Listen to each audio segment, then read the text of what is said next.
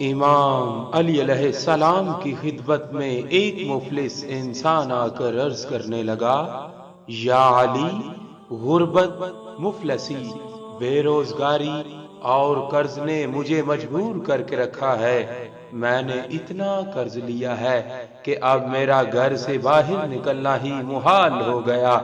یا علی، مجھے کوئی ایسا عمل بتائیں جس سے اللہ غیب سے میری ایسی مدد کرے کہ میں مالدار ہو جاؤں، دولت مند ہو جاؤں، امیر ہو جاؤں۔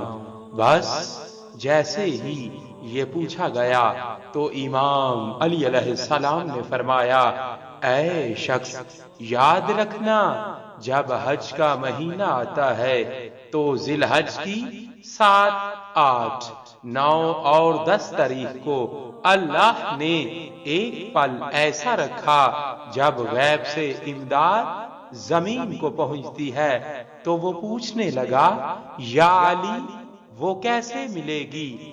امام علی علیہ السلام نے فرمایا، اس امداد کی چابی ایک اسم ہے۔ اس نے کہا، یا علی، کون سا اسم؟ امام علی علیہ السلام نے فرمایا، اے شخص، اگر غیبی مدد چاہتے ہو تو ذی الحج کی 7، 8، 9 اور 10 تاریخ کو مغرب اور عشاء کے درمیان آسمان کو دیکھ کر 7 مرتبہ اس اسم کو پڑھا کرو، یا رزاق، یا رحمان، یا معز، یا غفار۔